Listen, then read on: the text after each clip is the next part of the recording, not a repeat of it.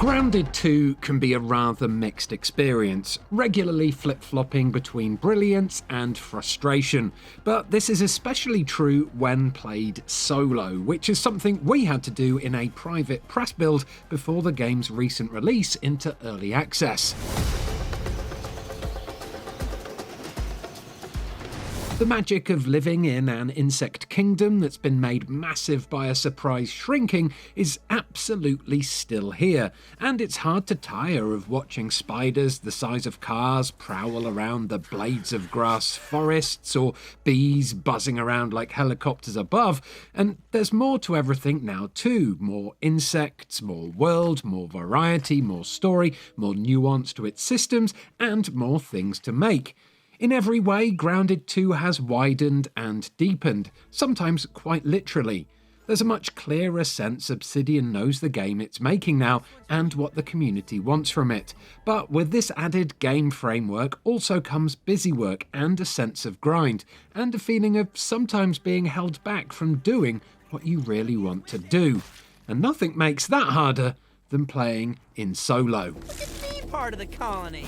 Case in point, there's a frozen biome around a pushed-over ice cream cart that looks fun to explore, but first you need to make the warmth-giving armour needed to survive there. But to make that, you need resources from insects that are too strong to reliably kill on your own early on, or from the plants that you can't harvest without upgrading your tools with other hard-to-obtain resources first. The gameplay loop in the early hours seems to be venture out, determined to overcome these obstacles and be productive and successful for a while. But then you're ambushed by spiders or mosquitoes or cockroaches or bees and you die. Then you resurrect all the way back at base, having lost all of the resources you'd already collected, needing to start again, which will involve a long trek back, where you might well die all over again. It's pretty much identical then to the gameplay loop that casual players of the original Grounded probably fell into before losing their patience with it and wandering off. I'm sure evolution had its reasons. Stick with it through the grind though, and just as dedicated Grounded 1 players found, it can be brilliant, especially now that the world is built in Unreal Engine 5, and even though it looks similar to Grounded 1, you can clearly notice a bump in the fidelity of it. It's still simply rendered in a colourful, smooth-edged cartoon kind of way, but that doesn't lessen the tension of living in it, particularly at night or underground, where only the glowing eyes of enemies can be seen if you've no torch in hand. And when the sun breaks over the world in the morning, its rays lancing through the grass and dandelions and thistles, marking shadows of the creatures lurking above, it is spectacular. My favorite new mode of transportation. There's a much stronger sense of story than in Grounded 1 too. As soon as the game starts, you find yourself exploring a story-laden, man-made base, one built especially for tiny people. We're doing cutting-edge research, not just in Brook Hollow Park, but underneath it. The park project takes a use every part of the buffalo approach to the park. And you're put into conversation with the hilariously evil and barely masking it boss of the company, Sloane. She's fully voiced and brilliantly too, and she talks to you numerous times from various underground bases throughout the experience. Gosh, I thought you might be dead. What happened out there? Tell me more. How did it feel to ride on an insect? There's clear, objective-led direction throughout the world, and even a mysterious stranger who begins sending mind-controlled waves of insect enemies against you, threatening the defences of your base, which finally gives you a reason to defend, other than in Grounded 1, where you just had to worry about the occasional ant or stink bug wandering into it. Entomophagy is better at this scale. There are significant gameplay changes too, amongst these an upgradable Omni tool which consolidates your axe, shovel, hammer and wrench tools into one handy object, which doesn't take up space in your inventory. This clears space for you to carry more kinds of weapons around with you, or armour, and engage in the game's rock, paper, scissors style combat. You can even identify what enemies are vulnerable or resistant to by scanning them through your binoculars, and then capitalise on this knowledge by using different equipment builds. Again, there's a lot of new equipment to enable this, and even a lighter sense of character classes in the game, such as Fighter, Archer, Rogue, and Mage, all with equipment sets designed around amplifying these particular playstyles. Mutations tie into this, passive abilities unlocked by doing things such as killing a lot of enemies with two-handed hammers that in turn do things like increase your stun chance, and you can swap them out as easily as you swap equipment out. The idea is clearly to adapt to the challenge at hand, and it gives a pleasant amount to think about.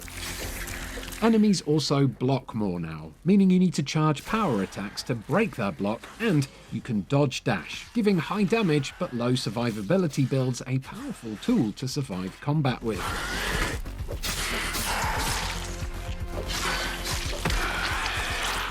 Perhaps the biggest new toys, however, are the mounts, which, unsurprisingly, are insects, a red soldier and an orb weaver spider in the early access build's case, and these you can ride around on. The ant is unlocked via the main quest a few hours in, the spider a lot later, and it involves a perilous venture into an underground ant base to steal a red ant egg, and once you bring it back and incubate it and hatch your ant buggy, as it's called, it will be available to you forevermore. A splendid creature. This mount transforms the experience.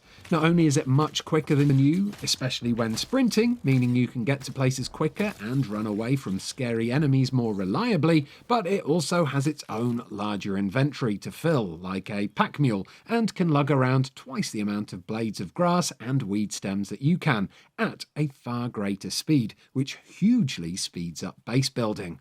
What's more, it can chomp through barriers you can't otherwise get through, and you can fight with it, either while riding it or while on foot with it fighting by your side, which can be an incredibly useful way of turning a creature's attention while you pummel it.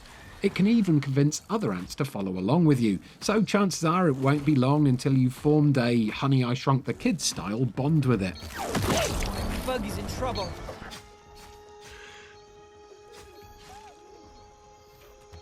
The only problem with the ant then is that it's easy to feel hampered without it. There's a particularly slow few hours at the beginning of the game where you're effectively exploring a world on foot that's designed to be explored on ant-back, and this becomes laborious. It's also particularly annoying if you're a long way from base and struggling to survive and the ant is knocked out and automatically returned to your hatchery, leaving you stranded somewhere in the wilderness on foot. It's a long way home at that point, especially if you're carrying valuable resources. Light, a wave, and a particle.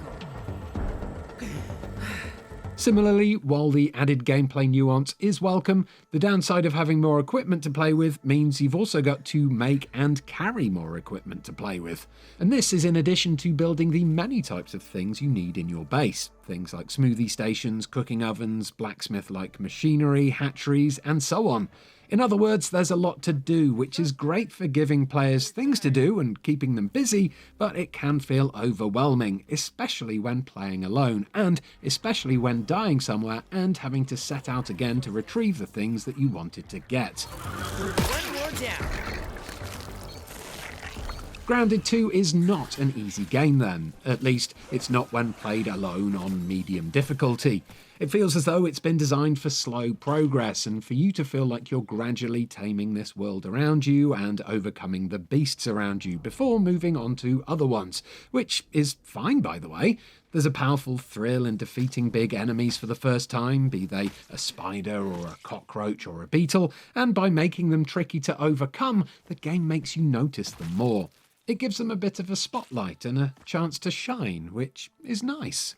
Just like in Grounded 1 though, expect a lot of these criticisms to change when you have someone else to play with. Together with someone who can get you back up when you're downed and fight enemies with you, there's a much greater chance you'll be able to overcome the objectives the game sets for you. Grounded 2 is absolutely meant to be played cooperatively, of course, and all aspects of it, from resource gathering to crafting, base building, adventuring, and combat, will be helped by having someone else there with you.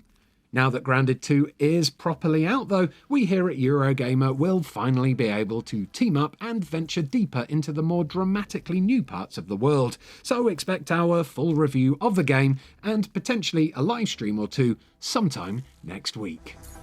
Those powerful mandibles. Thanks for watching this Grounded 2 First Impressions video. If you enjoyed it, please do give it a like, subscribe to Eurogamer for almost daily videos about video games, and why not check out this lovely video about Grounded 1 that's on screen and clickable right now. Goodbye.